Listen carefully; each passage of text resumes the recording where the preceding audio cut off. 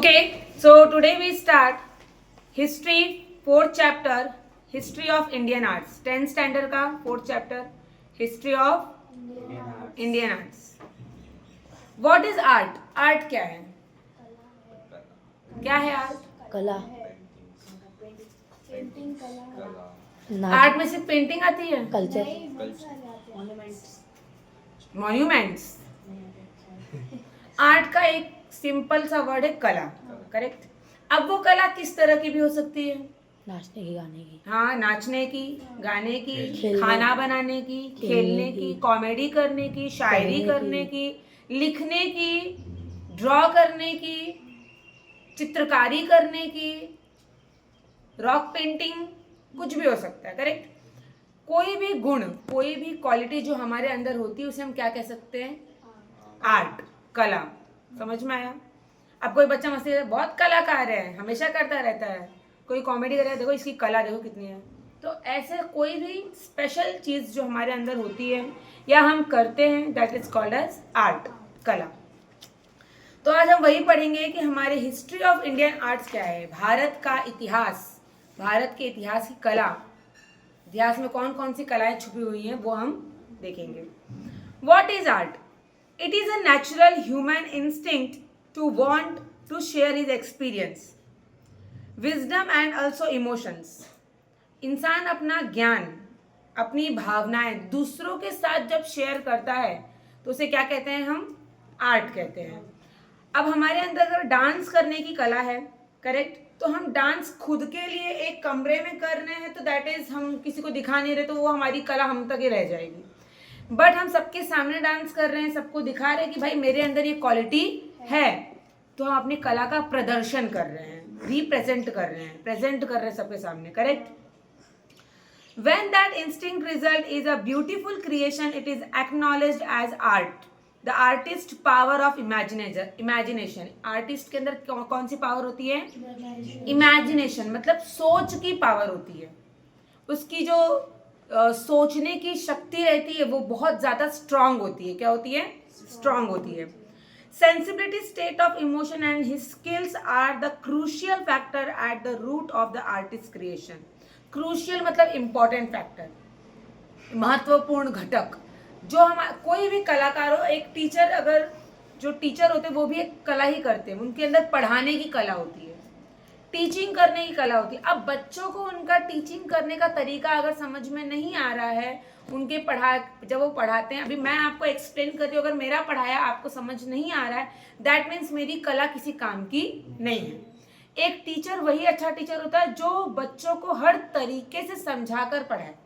कोई बच्चे एक बार में समझ जाते हैं, कोई 2 बार में, कोई गुस्से से, कोई प्यार से, किस किस को स्पेशल ट्रीटमेंट से पढ़ाना पड़ता है, किसी को अलग से समझाना पड़ता है, भाई तू बहुत स्पेशल है, तू अच्छे से कर आगे बढ़ेगा.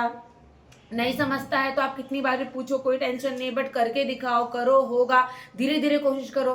तो हर टीचर की अपनी अपनी तरीका होता है, लेकिन टीचर के अंदर वो कला होनी चाहिए जो बच्चों को समझा सके. अब मैं पढ़ा रही हूँ, आपको समझ में आ रहा है? समझ में आ रहा है? तो समझ में आना ही सबसे बड़ी बात है. अगर आप कितने भी अच्छे, कितने भी एक्सपीरियंस टीचर हो, लेकिन आपकी बातें बच्चों के दिमाग में घुस नहीं रही हैं, समझ में नहीं आ रहा है, दैट मीन्स कि आप अच्छे टीचर नहीं हो. अंडरस्टैंड? Seat straight. ओके. तो आगे देखते हैं visual arts and performing arts. Visual मतलब जो हम, और परफॉर्मिंग मतलब जो किसी के सामने करते हैं, परफॉर्म करते हैं. Correct.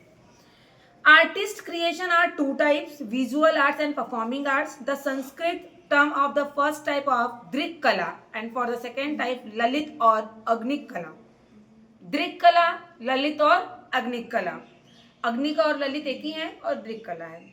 Many examples of prehistoric rock art have been discovered at many sites in the world. Prehistoric मतलब इतिहास रचने के पहले बहुत सारे ऐसी चट्टानें हैं जिन पे कलाएं की गई हैं, बनाया गया है, और वो मिलता भी है अलग अलग स्थान पर, अलग अलग साइट्स पे हमें.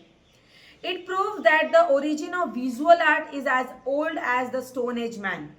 वो देख सकते थे, खाली हम सुन सकते थे क्या? नहीं, वो देख, जो भी चट्टानों पे कलाएं की गई हैं, कहीं मंदिर, कहीं देवालय, स्थान, व्हाटएवर, तो वो हम सिर्फ देख सकते हैं, उसको सुना नहीं जा सकता है. नेक्स्ट हमारा है folk arts and classical arts. There are two distinct traditions of arts, folk arts and classical arts. Folk arts is a tradition, वो हमारी संस्कृति है, हमारा ट्रेडिशन है, हमारा रीति है. That has continued from a pre historic time, और ये इतिहास के पहले से, इतिहास रचने के पहले से ये चला आ रहा है. करेक्ट.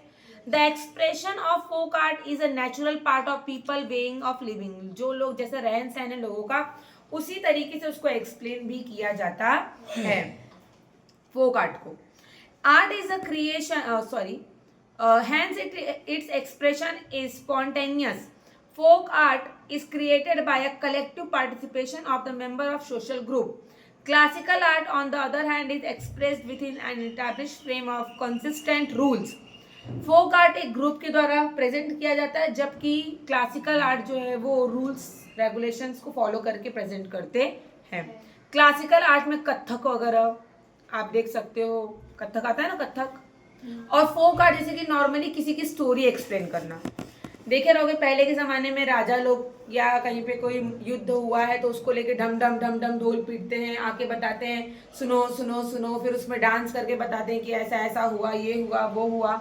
कैरेक्टर करते ये राजा है, ये है, फिर वो उसको मार दिया, उसने ये कर दिया, वो फोक आर्ट हो गया. लेकिन जो प्रॉपर रूल्स के साथ बस स्टेप बाय स्टेप ही करना है, वो क्या होता है, हमारा क्लासिकल आर्ट होता है. समझ में आया. It needs a prolong training to master any from a classical art के लिए आपको ट्रेनिंग की जरूरत होती है, ट्रेन होने की जरूरत होती है, किसी टीचर की जरूरत होती है. बट फोक आर्ट के लिए सिर्फ थोड़ा बहुत प्रैक्टिस करिए तो भी हो जाता है, स्पेशल ट्रेनिंग की जरूरत नहीं है. Style in art. Artist tend to have their own method of working. हर आर्टिस्ट का अपना अपना खुद का मेथड होता है काम करने का, कोई दूसरे का मेथड फॉलो करके अच्छा वर्क नहीं कर सकता है. अब मैं चाहूँ कि मैं किसी और टीचर की तरह पढ़ाऊँ तो अच्छा पढ़ा लूंगी, दैट इज नॉट पॉसिबल. मैं अपने ही तरह उसमें और डीप में जाके और कोशिश करके और अच्छी तरह से बच्चों को एक्सप्लेन करना सीख सकते हैं या बता सकते हैं, लेकिन दूसरे की चीज़ को कॉपी करके हम अच्छा नहीं कर सकते हैं. It is known as the style of the artist. When a style is adopted by many artists over a prolonged period of time, it may become a tradition. जब बार बार वही चीज़ें दोहराई जाए, जैसे कि हमारी अभी जैसे हमारे में अलग शादी का रूल है. शादी होती है तो हमारे में कैसा होता है, मंडप होता है, रेडी होते हैं. क्रिश्चियन में कैसा होता है, वाइट ड्रेस पहनते हैं. मोमेडियंस में कैसा होता है, ब्लैक पहनते हैं, ब्लैक नहीं, सूट वगैरह डालते हैं. अच्छा ना, लहंगा डालते हैं. अच्छा, अभी तो लहंगा का रिवाज हो गया ना, पहले तो लहंगा नहीं था, पहले गरारा टाइप में था. तो सबका अलग अलग ट्रेडिशन है और वो लोग फॉलो कर रहे हैं, एक दूसरे का फॉलो कर रहे हैं. फॉलो जब फॉलो करते हैं ना, generation by generation, generation by generation, तो वो ट्रेडिशन बन जाता है. जब बार बार कोई चीज फॉलो करते आएंगे तो वो ट्रेडिशन बन गया ना, रूल हो गया.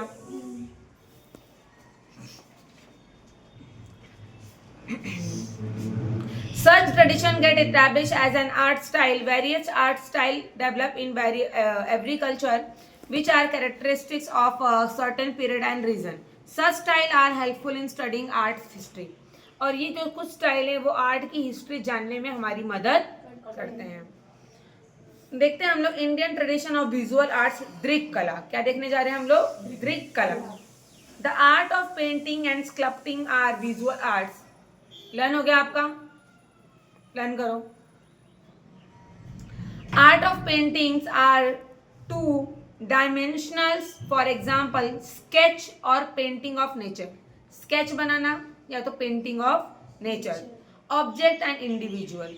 दे are done on various surface such as rock, wall, paper, कहीं भी बना सकते हैं. Canvas of different type of earthen pot. Earthen pot मतलब मटके पे ही बनाते हैं ना, डिजाइन करते हैं मटकी के ऊपर भी अलग अलग. द मोरल ऑफ बोधिसत्व लिखा है ना वहां पे, देखो, Bodhisattva. At Ajanta caves in one of the finest example of the art painting. Ajanta cave में बोधिसत्व जो है वो बहुत ही अच्छा एग्जाम्पल है आर्ट पेंटिंग का. कभी गए हो अजंता केव? फोक स्टाइल्स ऑफ पेंटिंग. अच्छा, यहाँ गए हो क्या? ये क्या नाम है इसका, एलिफेंटा. गुड. और कोई गया है एलिफेंटा? गुड. एलिफेंटा भी एक हमारा अच्छा उस चीज़ का एग्जाम्पल है, आप जाके देख सकते हो, काफ़ी चीज़ें वहाँ पे अच्छी हैं. Folk arts, folk style of painting. Rock painting dating to stone ages have been discovered in many times. In India, there are rock painting sites state of Madhya Pradesh, Uttar Pradesh, Bihar, Uttarakhand, Karnataka, Andhra Pradesh, Telangana. ये सभी जगह rock painting की गई है, चट्टानों पे कलाएं की गई हैं. The rock painting in the caves at Bhimbetka are famous. Bhimbetka का रॉक पेंटिंग क्या है? फेमस है. Bhimbetka is a world heritage site. हमारा धरोहर है वो, धरोहर, हमारा विश्व धरोहर, वर्ल्ड, संसार. Rock painting usually depict human animals and geometric figures. ज्यादा करके उसमें क्या बनाते हैं? या तो इंसान, या तो जानवर, या तो ज्योमेट्रिक फिगर. आप देखे रहोगे ऐसा एक गोल मुंडी, एक डंडी, दो हाथ, दो पैर. ये इंसान का हो गया. जानवर के लिए बस गोल मुंडी, सिंग, ऐसा स्क्वायर ट्रायंगल शेप में सिंग, फिर ऐसा बॉक्स, एक पूंछ, दो पैर. समझ में आया? ऐसा. या फिर geometric shape, triangle, circle, square, line, whatever geometrical shape. So, however, the style of rock painting seems to be changing according to the culture changes from Stone Age to beginning of agriculture. The change is visible, the depiction of flora and fauna, or it may be evident the rule style, the style of portraying various figures, and also the colors that were used. Black, red and white colors. पहले ज़्यादा करके black, red या white color use होते थे. वो भी कैसे? Rock painting which are made from natural substance. With the help of rock painting we can understand the knowledge of ancient people about their natural surrounding and also the way exploited available natural resources. Rock painting और portrait के जरिए हम हमारे इतिहास के लोग कैसे थे, वहाँ का नेचर कैसा था, रहन सहन कैसा था, क्या यूज़ करते थे, कैसे क्या करते थे, सारी चीज़ें हमें पेंटिंग के जरिए, आर्ट के जरिए पता चलती हैं. आज भी हम लोग म्यूजियम जाते हैं बड़े बड़े अपनी हिस्ट्री की चीज़ों को देखने के लिए. तलवार, चाकू, बुक्स, पोशाकें, हाँ, अलग अलग चीज़ें देखने के लिए. हमारे छत्रपति शिवाजी टर्मिनस में बहुत बड़ा म्यूजियम है, वहाँ जाते हैं.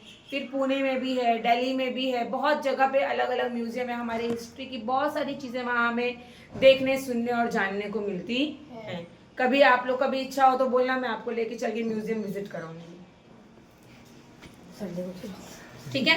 नहीं, मैं बच्चों को लेके जाती हूँ, आप लोग को पता ही है. यहाँ पे वर्ली में है, वहाँ जहाँ पे पूरा अपने प्लैनेट के बारे में बताते हैं, बच्चों को पूरा मूवी दिखाते हैं. नेहरू प्लानिटेरियम, वहाँ भी लेके जाती हूँ. म्यूजियम है हमारा, कहाँ पे? भाई कल्ला में. रानी बाग है, उसके जस्ट रानी बाग में ही पहले म्यूजियम है, फिर रानी बाग है, वहाँ पे भी लेके जाती हूँ. बच्चों को नॉलेजेबल चीज़ दिखाने के लिए लेके जाती हूँ मैं. तो अगर आपको भी चलना हो तो हम चल सकते हैं. ठीक है, नेक्स्ट है, आगे है, देखो. The tradition of folk style of paintings closely resemble the style of rock painting customs such as decorating the house wall and courtyard. Courtyard में तो होता है रंगवली. रंगोली सुने हो? Rangoli, रंगवली. By drawing various figures and symbols or use panels of painting to narrate story help the develop regional style of folk paintings. ये कहाँ किए जाते हैं? अलग अलग वॉल पे, कॉर्टयार्ड पे, जहाँ पे ऐसा वॉल्स के लोग जहाँ पे आते जाते हो, जहाँ पे इंफॉर्मेशन की ज़रूरत हो, वहाँ पे लोग रंगोली की तरह वॉल्स पे डिज़ाइन निकालते हैं अलग अलग, और उससे लोगों को पता चलता है कि यहाँ की क्या ट्रेडिशन है, यहाँ का क्या हिस्ट्री था, वो सारी चीज़ें. फिर डू यू नो, आप रीड करना, कुछ डाउट हो तो पूछ लेना. आगे देखते हैं हम. Classical style of painting. The ancient Indian text have explained various aspects. Aspects मतलब होता है पहलू, बोलते हैं ना इस चीज के दो पहलू हैं. Aspects of arts in great detail. There are altogether 64 arts mentioned in this text. The art of painting is mentioned the Alekyam or Alekya Vidya in this. Alekyam or Alekya Vidya. Alekya, yes. It is said to have a 6 main aspects. शाहदेंगे, शाहदेंगे, शाहदेंगे लिखा है ना वहाँ पे, SHADANG, शाहदेंगे. The ancient Indian scholars studied these 6 aspects very minutely. जो पहले के हमारे पुराने भारतीय जो साहित्य कलाकार थे या भारतीय जो स्पेशलिस्ट थे हमारे, उन लोग जो हैं स्कॉलर्स जो थे पहले के, वो लोग ये 6 जो पहलू हैं, 6 खंड जो हैं उसको पढ़ते थे अच्छी तरह से। रूप भेद, डिफरेंट शेप्स एंड फॉर्म, परमाना, proportionate depict of various features of image, भाव, एक्सप्रेशन, लावण्य योजना, एस्थेटिक, फिर शुद्रयता, सदृश्यता और रिजेंबल ऑफ टू रियलिटी, फिर है वर्णिक कंभंग, कलर कंपोजिशन मतलब कलर मिक्सिंग। ये 6 चीजें वो लोग अच्छे से पढ़ते थे। Agama text of various religious sects, Puranas, Vastushastra text explain the art of painting and sculpting in the context of temple architecture। अगामा पुराण और वास्तुशास्त्र जो हमें बताते हैं आर्ट ऑफ पेंटिंग और स्कल्पटिंग के बारे में, किस तरह से मंदिरों का पेंटिंग वगैरह या मंदिरों पे कलाकारी की गई है।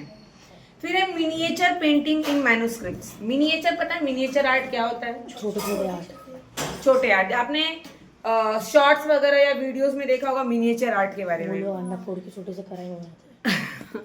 इतने छोटे छोटे बर्तन, इतने छोटे छोटे चीज़ों को मिनिएचर बोलते हैं और उस आर्ट को क्या बोलते हैं? मिनिएचर आर्ट बोलते हैं। तो the miniature painting in the early manuscript shown in and influence by Persian style. किसको वो लोग प्रमोट करते हैं? पेरिशियन स्टाइल को। The Deccan miniature style was develop under the patronage of the Deccan sultanate during the reign of the Akbar and Mughal emperor. The Mughal miniature style showing a blend of Indian Parisian style was developed। उस समय Indian और पेरिशियन style को develop किया गया मुगल साम्राज्य के time. सल्तनत मतलब क्या? साम्राज्य, हमारे जो रहने वाले लोग हैं। Yes, wait. Western style of painting, हमारे वेस्टर्न, ईस्ट वेस्ट क्या होता है? वेस्ट को क्या बोलते हैं? पश्चिमी कला, पूरब पश्चिम, उत्तर दक्षिण, ईस्ट वेस्ट, नॉर्थ साइड। हम लोग उत्तर भारतीय जो होते हैं वो क्या बोलते हैं? नॉर्थ इंडियन है, करेक्ट। जो साउथ के होते हैं अयो अयो इडली स्वामी, वो साउथ इंडियन होते हैं, करेक्ट। तो इसमें पश्चिमी कला दी है वेस्टर्न स्टाइल। हम लोग बोलते हैं ना हम मॉडर्न है, वेस्टर्न स्टाइल है, वेस्टर्न ड्रेस है, ऐसा बोलते हैं ना सब लोग। In the British period Indian artist came under the influence of European style of painting. An art school was established under the leadership of James Walls, a Scottish artist in the times of Savai Madhavrao Peshwe in Shaniwar Wada in Pune. Madhavrao Peshwa Shaniwar Wada जो पुणे में है, correct. वहाँ पे थे, कौन थे वहाँ पे? सवाई माधवराव, उनके और जेम्स वेल्स स्कॉटिश आर्टिस्ट, इनके अंडर, इनके लीडरशिप में यूरोपियन स्टाइल का ये स्कूल जो था ये इस्टेब्लिश हुआ था आर्ट का। He had done a portrait of Sawai Madhavrao and Nana Phadnavis. Gangaram Tambat, Marathi artist who work with the Wales, इनके साथ काम करते थे, वेल्स के साथ, वेल्स मतलब जेम्स वेल्स के साथ। Deserve a special mention here. देखो यहाँ पे फोटोज भी दी आपको सवाई माधवराव एंड नाना फडणवीस की, दिख रहा है? उसके नीचे है गंगाराम तांबट विथ हिज गुरु। गंगाराम तांबट उनके गुरु के साथ बैठे हुए हैं। He had made drawing of the rock cut caves at Verul and Karle. Verul and Karle. Some of these drawings are preserved in the Yale Center of British Art at Yale University। Yale university में इसको save करके रखा गया। Preserve मतलब सुरक्षित करके रखा गया है। Exact portrayal of the object at painting is characteristics of European style. A number of renowned artists were trained in J.J. School of Art Industry, which was established in 1857। 1857 में जे स्कूल ऑफ आर्ट की स्थापना हुई थी। बहुत ही बड़ा school है। Offering courses in European style of painting, Pestonji, Bomanji and alumni of this school made replicas of Ajanta paintings. फिर next हमारा है स्कल्पचरल आर्ट। हाँ, ये पेज करेंगे पार्ट 1 में, फिर पार्ट 2 में नेक्स्ट आगे का video. Sculpture art are three-dimensional, such as images, statue, pot, and object with artist embellishment for creating a sculptures, either rock or metal or clay is used. उस समय 3 तरह के आर्ट होते थे, या तो इमेजेस बनते थे, स्टैचूज बनते थे, या तो मटके के ऊपर आर्ट करते थे. किसके ऊपर? मटके के ऊपर. और क्या यूज करते थे? रॉक, मेटल या तो क्ले, मिट्टी, धातु या तो चट्टाने, इसका उपयोग किया जाता था. Rock sculpture are made by carving. Metal sculpture are made with the help of molds, and clay sculptures are formed either directly with hands और by using mold. या तो मिट्टी का यूज करके बनते थे या तो हाथ से उसको कलाकारी करते थे. The entire temple of Kailash at Verul in unique monolithic sculpture. The lion capital of the Ashokan pillar found at Sarnath in national एम्बल of India. ये लायन का जो दिख रहा है आपको, ये सबसे इंपॉर्टेंट है वहां का, सारनाथ का. ओके, ठीक है. आगे हम देखेंगे folk styles of sculptural art. The sculptural art is also as ancient. ये भी जो स्कल्पचरल आर्ट है ये भी हमारे एंशियंट टाइम से है, बहुत ही पुराने जमाने से है. As the art of painting dating back to Stone Ages. किस टाइम चला रहा है ये? स्टोन एज से, पाषाण युग. स्टोन एज को हिंदी में क्या बोलते हैं? पाषाण युग.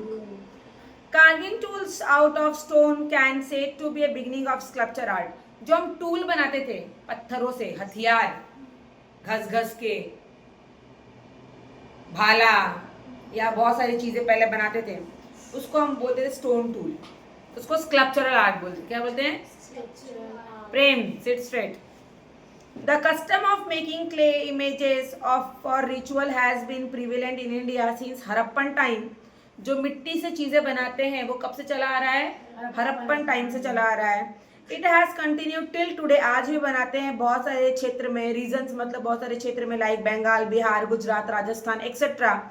क्या बनाते हैं? The Ganesha idol, mask of Gauri, bull fingerings made for the festival of Bail Pola, wooden memorial vehicles, memorial stone, decorated clay storage bins etcetera are few example of the folk tradition of sculpture art. ये folk tradition में sculpture art थे. मतलब कि गणपति जी का मूर्ति बनाना, दुर्गा माँ का मूर्ति बनाना, गौरी माँ का मूर्ति बनाना, बैलों की मूर्ति बनाना आज भी बनता है, आज भी लोग खरीदते हैं, आज भी वैसी पूजा होती है. फिर उसको पानी में विसर्जित कर दिया जाता है. वैसे विसर्जित करके वो लोग क्या करते हैं पता है आप लोगों को? पूरा नदी खराब करते हैं, गंदा करते हैं. मिट्टी बह जाएगी नदी में तो पानी गंदा ही होगा, लोग पिएंगे वही चीज़ें. करेक्ट. इससे अच्छा किसी ड्रम या टोकरे में विसर्जित करो.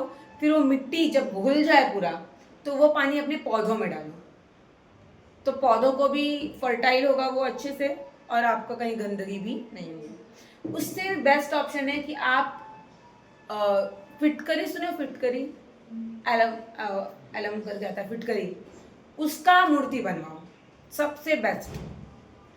क्योंकि फिटकरी देखो हम लोग पानी में डालते हैं तो पानी के कचरे नीचे जमा हो जाते हैं. कभी किए हो ऐसा? गांव अगर कोई जाता है या कुछ दिनों के लिए तो पानी में फिटकरी थोड़ा सा घुमा के जाते हैं, जो कचरा वो नीचे बैठ जाएगा. हम लोग आएंगे तो भी ये पानी शुद्ध रहेगा. कहीं चोट लगती तो फिटकरी लगाते हैं, ब्लड रुक जाता है फिटकरी से. ठीक है, तो वो जो है ना उसका जब हम पानी में उसको डालेंगे जितने कीड़े मकोड़े सब मर जाएंगे. तो उस चीज़ का आप बनवा कर मूर्ति पूजा करो, फिर उसको आप विसर्जित कर दो, सबसे बेस्ट है. और मस्टर्ड ऑयल पता है आपको? मस्टर्ड ऑयल, राई का तेल, सरसों का तेल, उसका दिया जलाना चाहिए. उसके दिए जलाने से भी कीड़े मकोड़े नहीं लगते हैं.